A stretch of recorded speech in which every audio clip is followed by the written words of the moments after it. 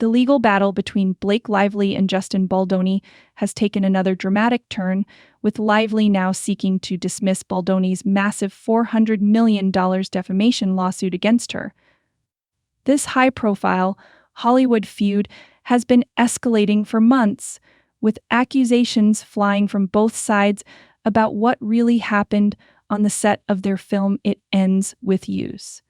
On Thursday, March 20th, 2025, Lively's legal team filed documents in Manhattan federal court asking a judge to throw out Baldoni's lawsuit, characterizing it as a vengeful attempt to weaponize the federal courts after she accused him of sexual harassment. Her lawyers didn't mince words, calling Baldoni's legal action part of a sinister campaign to bury and destroy Lively for speaking out about alleged sexual harassment and retaliation. The filing states plainly, the law prohibits weaponizing defamation lawsuits like Baldoni's to deprive Lively of her right to speak out. Beyond just seeking dismissal, Lively is also pursuing unspecified triple and punitive damages for what she claims is reputational and emotional harm caused by Baldoni, his production company, Wayfarer Studios, and other defendants. This legal saga began publicly in December 2024 when Lively first accused Baldoni of sexually harassing her during the filming of It Ends With You's, the 2024 movie adaptation of Colleen Hoover's best-selling novel. Baldoni not only co-starred in the film as Ryle Kincaid opposite Lively's Lily Bloom, but also directed the project. Lively alleged that after the harassment, Baldoni attempted to smear her reputation. The litigation officially started when Lively filed a complaint with the California Civil Rights Department, followed by her lawsuit in the Manhattan court. In response, Baldoni and Wayfarer Studios countersued for an eye-watering $400 million. Their countersuit doesn't just target Lively, but also includes her husband Ryan Reynolds, their publicist, the New York Times, and others, accusing them of orchestrating a coordinated smear campaign to extort him. Baldoni's side of the story paints a very different picture. He claims Lively tried to hijack the movie, which deals with sensitive themes including domestic violence, and then blamed him when her disastrous promotional approach resulted in an online backlash. The New York Times was included in the lawsuit over their December 21st, 2024 article titled, "We Can Bury Anyone Inside a Hollywood Smear Machine," which discussed the conflict between Lively and Baldoni. In her motion to dismiss, Lively's legal team argues that California law specifically bars lawsuits like Baldoni's when they're based on public discussion of sexual harassment, including discussions in the press. They contend that Lively had a genuine, good-faith belief that she was mistreated, and that Baldoni has failed to demonstrate that she acted with actual malice, a legal standard meaning she knew her accusations were false or had reckless disregard for their truth or falsity. Lively's lawyers characterize Baldoni's complaints about alleged falsehoods as hair-splitting mess, Lively's recounting of specific incidents within her legal complaints, or worse, attempt to justify the Wayfarer party's behavior, essentially asserting that Ms. Lively asked for it. This language suggests Lively's team is framing Baldoni's defense as victim-blaming.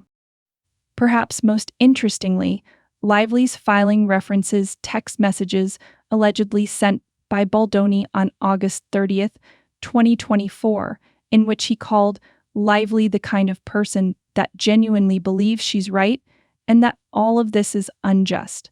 A publicist reportedly replied, "She fully does. I know it." Lively's legal team appears to be using these messages to undermine Baldoni's claim that she knowingly made false accusations, suggesting instead that even Baldoni recognized she believed in the truth of her claims. In a joint statement, Lively's attorneys Michael Gottlieb and Ezra Hudson didn't hold back, calling Baldoni's lawsuit a profound abuse of the legal process and claiming that his attempt to sue Ms. Lively into oblivion has only created more liability for him. The language here is striking. Sue into oblivion suggests Lively's team believes Baldoni's intent was to financially devastate her through litigation rather than seek legitimate legal redress. The timeline for resolution isn't immediate. A trial is currently scheduled for March 2026, giving both sides plenty of time to continue their legal maneuvering. Meanwhile, Ryan Reynolds is also seeking dismissal from Baldoni's lawsuit, arguing it stems from hurt feelings based on the two occasions when Reynolds allegedly called Baldoni a predator.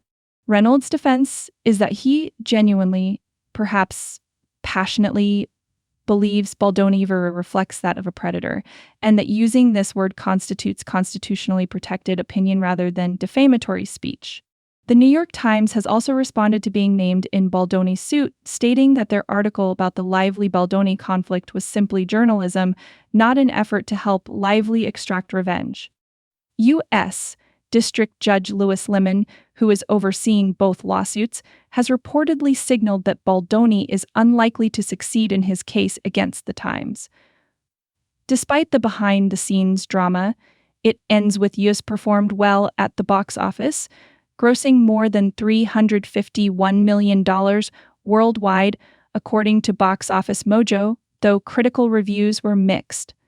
The film's commercial success makes the bitter feud between its star and director all the more striking. This legal battle highlights the complex intersection of Hollywood power dynamics, the Me Too movement, and the high-stakes world of blockbuster filmmaking. It also raises important questions about the use of defamation lawsuits in cases involving allegations of sexual harassment. The conflict between Lively and Baldoni began to surface publicly during the film's promotional tour in August 2024, when attentive fans noticed apparent tension between the two. Rumors of on-set conflicts had been circulating in industry circles for months before that, but neither party addressed them directly until after the film's release. What makes this case particularly notable is how it's playing out in both the legal system and the court of public opinion. Both Lively and Baldoni have substantial fan bases and industry support, creating divided reactions across social media platforms. Industry insiders have largely avoided taking public positions, likely aware of the professional risks involved in aligning with either side of such a contentious dispute. The legal filings reveal that the conflict extends beyond just Lively and Baldoni. The involvement of Reynolds, publicists, and media outlets suggests a broader narrative about how Hollywood manages conflicts, protects reputations, and responds to allegations of misconduct. The inclusion of the New York Times in Baldoni's lawsuit is especially unusual and speaks to the increasingly complex relationship between traditional media, social media, and celebrity culture. For Lively, this case represents a significant professional challenge. Having built a career not just as an actress, but also as a lifestyle entrepreneur and producer, the outcome of this legal battle could impact her future projects and business ventures. Similarly, for Baldoni, who has been positioning himself as not just an actor and director, but also as an advocate for positive masculinity through his company Wayfarer Studios, the allegations strike at the core of his public persona. The timing of this conflict is also noteworthy, coming at a moment when Hollywood continues to grapple with the aftermath of the Me Too movement. While many industry practices have changed, cases like this highlight the ongoing challenges in addressing allegations of misconduct and determining appropriate responses. Legal experts observing the case note that defamation lawsuits related to sexual harassment allegations face particular challenges. The standard of actual malice that public figures must prove is a high bar, and California's anti-SLPP law's strategic lawsuit against public participation specifically protects speech about matters of public interest, which would include discussions of sexual harassment in the entertainment industry. The financial stakes are extraordinarily high. Baldoni's $400 million lawsuit represents one of the largest defamation claims in entertainment industry history. The figure likely reflects not just claimed damages to his reputation, but also potential lost future earnings and projects. For context, It Ends With Us had a reported production budget of around $25 million, making the lawsuit amount 16 times the cost of the film itself. Both Lively and Baldoni have been relatively quiet on social media since the legal proceedings began in earnest, likely on advice from their respective legal teams. This silence marks a departure for both, who had previously been active in promoting the film and their other projects. Industry analysts suggest that regardless of the legal outcome, both parties may face long-term professional consequences. Hollywood studios are increasingly risk-averse when it comes to casting or hiring talent involved in high-profile disputes, particularly when allegations of misconduct are involved. The protracted nature of this legal battle, with a trial date still a year away, means that the cloud hanging over both Lively and Baldoni won't dissipate anytime soon.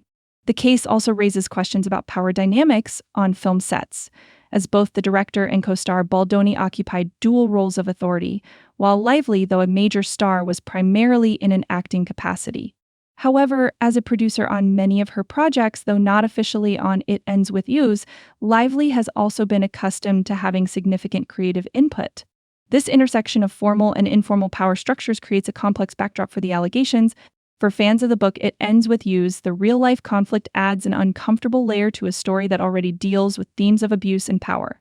Colleen Hoover, the author of the original novel, has remained largely silent on the dispute between the film's star and director, though she was actively involved in promoting the movie before its release.